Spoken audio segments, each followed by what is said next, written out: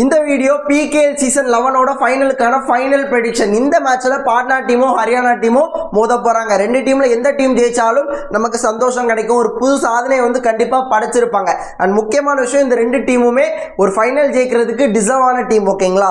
And இவங்களை தாண்டி செமிஃபைனல்ஸ்ல இருந்த ஒரு யூபிஓதா டீம், தபங் டெல்லி டீம், அவங்களுமே சாம்பியன்ஷிப் அடிக்கிறதுக்கு டிசர்வ் ஆன டீம். பட் அன்லக்கிலி ஒரு சில தவறுகள்னால கடைசி நேரத்தில் அந்த மேட்சை லூஸ் பண்ணிட்டாங்க.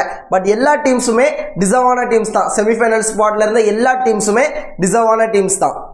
இந்த ஃபைனல்ஸ் பாத்தீங்கன்னா கண்டிப்பா தரமா இருக்கும். அண்ட் நான் ப்ரெடிக்ட் பண்றேன், இந்த மேட்ச் பாத்தீங்கன்னா ரொம்ப ஸ்லோவா தான் மூவ் ஆகும். ஏன்னா ஃபைனல் மேட்ச் அப்படிங்கிறதுனால ரொம்ப ஸ்லோவா தான் மூவ் ஆகும். பட் இன்ட்ரெஸ்ட்டுக்கு குறையே இருக்காது அப்படிங்கிறது என்னோட ஒப்பீனியன். அண்ட் ஹரியானா இந்த மேட்சை ஜெயிப்பாங்க அப்படிங்கிற மாதிரி நான் ப்ரெடிக்ட் பண்றேன். ஹரியானா டீம் தான் ஜெயிக்கணும். ஹரியானா டீம் ஜெயிக்கணும் அப்படிங்கிறது என்னோட ப்ரெடிக்ஷன். ஓகேங்களா? அவங்க கோச்சுக்காகவே ஜெயிக்கலாங்க. மன்பிரீத் ஒரு 4வது ஃபைனல் அவர் ஒரு கோச்சா இருக்கிறாரு. PKL சீசன் 5, 6, அப்புறம் PKL சீசன் 10, இப்போ PKL சீசன் 11 ஒரு கோச்சா அந்த டீமை ஃபைனல்ஸ் வரைக்கும் கொண்டு வந்திருக்காரு. அவ்வளோ போராடி இருக்காருங்க, அவ்வளோ கஷ்டப்பட்டிருக்காரு.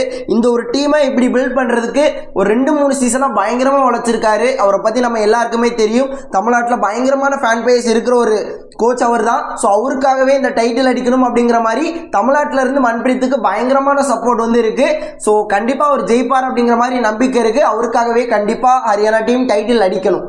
அண்ட் மன்பிரீத் கிட்ட எனக்கு ரொம்ப பிடிச்ச விஷயம் என்ன அப்படின்னு கேட்டிங்கன்னா, என்ன மாதிரியான பிளேயர்ஸை கொடுத்தாலும் நல்ல பர்ஃபார்மன்ஸஸ் ப்ளே பண்ண வச்சிருவார். அண்ட் அந்த டீம் காம்பினேஷனை கரெக்டாக செட் பண்ணிடுவார். ஓகேங்களா?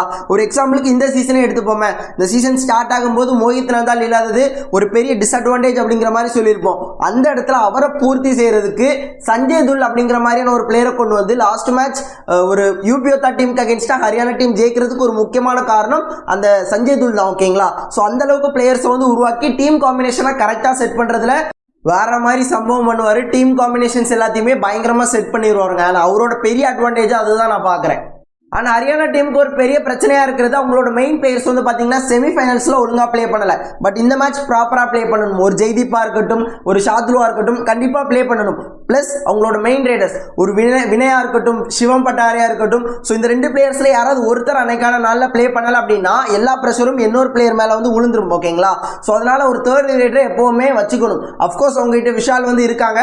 பட் அவர் எந்த அளவுக்கு எஃபெக்டிவாக மெயின் மேட்சஸில் இருக்க போறார் அப்படிங்கிறது தெரியல. ஆனால் அதெல்லாம் ஒரு பெரிய பிரச்சனையாக நான் பார்க்குறேன்.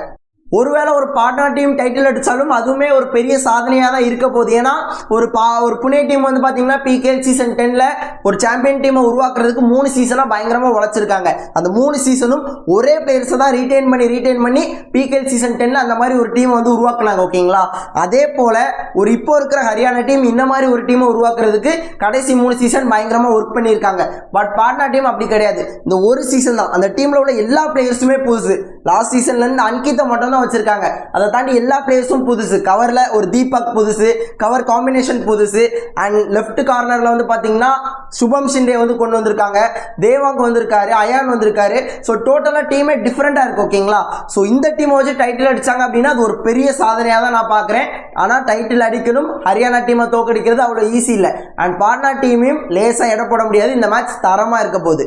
பாட்னா டீம்கிட்ட இருக்க ஒரு பெரிய பிரச்சனை இன்எக்ஸ்பீரியன்ஸ். ஓகேங்களா? அது மேஜர் ரோல் இந்த மாதிரி மெயின் மேட்சஸ்ல ப்ளே பண்ணும். ஒரு ஹரியானா டீம் பார்த்தீங்கன்னா இதுக்கு முன்னாடி ஃபைனல்ஸ் ப்ளே பண்ணியிருக்காங்க. சியானே ப்ளே பண்ணியிருக்காரு.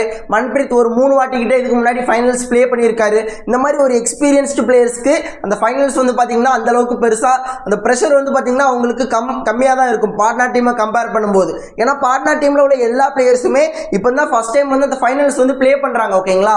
ஸோ அப்படி இருக்கும்போது அது பார்த்தீங்கன்னா ரொம்ப ஒரு மாதிரி பிரஷர் வந்துட்டு அப்படின்னா பாட்னா டீமை டோட்டலா அந்த விஷயம் பாத்தீங்கன்னா டேமேஜ் பண்ணிரும். அண்ட் அது பாத்தீங்கன்னா ஒரு பெரிய இம்பாக்டா மேட்ச்ல கொடுக்கும்.